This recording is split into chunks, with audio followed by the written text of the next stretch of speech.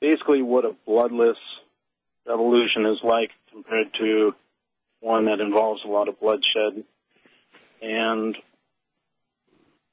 basically how all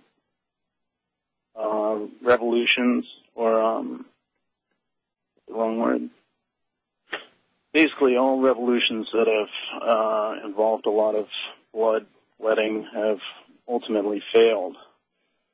And, how that applies to this situation.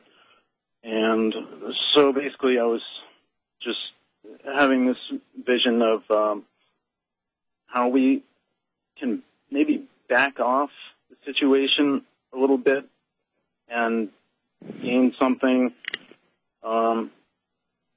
morally at the same time for ourselves. Because, right now we got them running so scared that the Wall Streeters are starting to pack heat, right? And so this is a pretty tense game already. Bob, are we going to have a bloodless coup? It's possible, and it's not going to be brought about by the Illuminists. I think it'll be brought about by the officerial and non-commissioned officers of the U.S. military, and they'll be the ones who are locking the Pentagon up, which is part and parcel of what's going on. If you don't belong before you get there, you do when you do get there. They have their own agenda where they steal trillions of dollars as well. And as a matter of fact, I had a couple of people in the last few years say to me, I resigned my commission because the corruption that takes place when you become a major and above is just unbelievable. I never expected it, and I didn't want to be part of it, so I get out.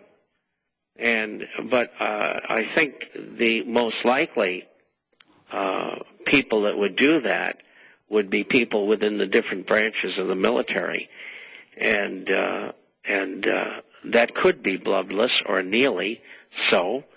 And I don't know that it would be a bad idea in this circumstance. Well, and one thing must be considered, Bob, that people that are going to be in the military that are going to follow the commander-in-chief with unconstitutional orders, moves on American citizens, these people are baseless and they're groundless to begin with. So what they basically are is very underpaid mercenaries, because mercenaries are only loyal to one thing, and that's their paycheck. That is going to be a fatal flaw. On the other hand, what you will have is people in the military that do believe in their country, their oath that they took to protect and defend the Constitution. Okay, there's an old and outdated thought, isn't it? Oh, to love and protect and defend your Constitution and do not obey unconstitutional orders. Yeah, I think Janet Napolitano was correct in this assessment, but she got the wrong people, is that all people that are still, they may be retired right now, they may be active military. There are true Americans that understand. They're not politically correct. They are not paid mercs, or they're not people that are baseless and don't have a thought as to why they're wearing a uniform or carrying a gun. I mean, we just caught Hillary Clinton the other day telling us that, hey, we're probably going to be in Afghanistan for the next 50, 60 years. No, Hillary, what's going to happen, my piano-legged beauty, is simply this. You are going to be moved aside, you and your cronies. You and your bosses are going to be moved aside. Bob, I see a real possibility of a bloodless restoration in this country. There's going to be more threats and intimidations. There's going to be more scare tactics. We're going to see the amalgamation more and more with our police and military, and that's fine. They've got to do what they've got to do, and we're going to do what we're going to do. Only there's going to be one difference. We're going to do it lawfully. They're going to try to do it legally. And if you don't understand the difference in those concepts, I refer you back to Class 101, which we graduated in this audience late years ago. Rod in Indiana. Hello, Rod. Hi, John. Thanks for taking my call. Yes, sir. In the possibility of a devaluation of the dollar 3-to-1, what would happen to the value of the mining stocks or any stocks in general? Would those be valued 3 times what they were the previous? Good question. Let's ask. Well, I think what's going to happen is that there will be elements within the gold and silver related assets that will start to recognize what I've started to talk about. And incidentally, I've received flack from, quote, conservative newsletter writers about making this projection, and the information I got was for people who were right at the Federal Reserve meetings. And this is straight stuff. That's what they expect is going to happen. And I expected it would happen. It's just their time frame was a little bit different. But the mining shares and the price of gold and silver will discount this ahead of time.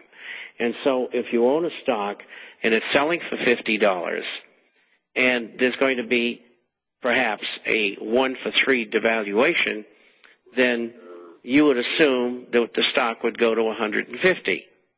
And that probably will be the case. And I say probably because it'll be accompanied by one or two things or both. A flight to quality for people who don't want other currencies, and a flight from currencies by those who see the value of all of those currencies going down versus gold and silver. So if gold goes to $300 an ounce and silver goes to $50, and these are hypothetical, although I think they're perfectly capable of going there, even in just the next year, I would think that that $50 stock would probably go to $500 or $600 or $700, because in the past, and I'll use 1978 to 1981, and this is no representation of what probably will happen in the future, it's just what might. And that is, the average security in gold and silver went up 40 times what bullion did. So they're gonna outpace them, just like gold and silver, bullion and coins are going to. It's just that in stock, as the price of gold goes up, the expenses don't go up at the same rate, and the earnings increase exponentially. And that's why shares do better, but they're riskier. There's no question about it. So you got to think about what's suitable for you. Let me ask you a question, Rod. How much money do you have invested in the mining stocks?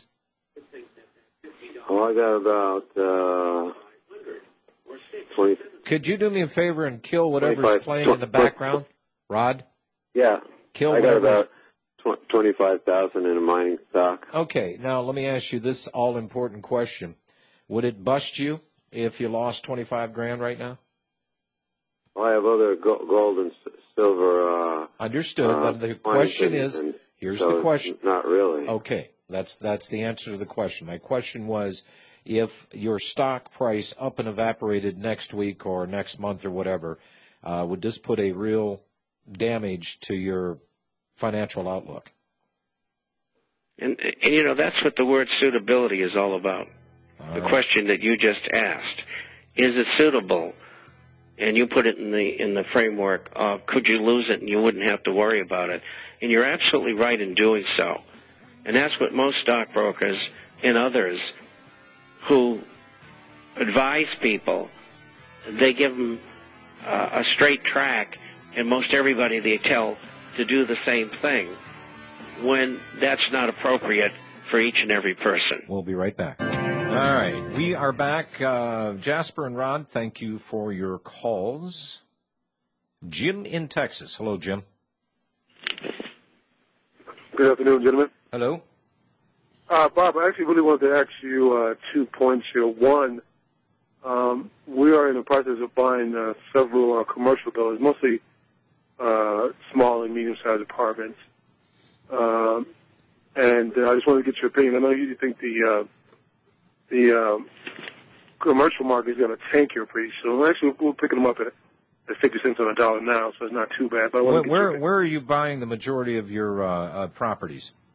Right here in lovely El Paso, Texas, John. I believe you've been through here once or twice. Yes, I have. Okay. So the question for Bob is? The outlook for the commercial market, whether we should continue to buy or just kind of pull our horns in now.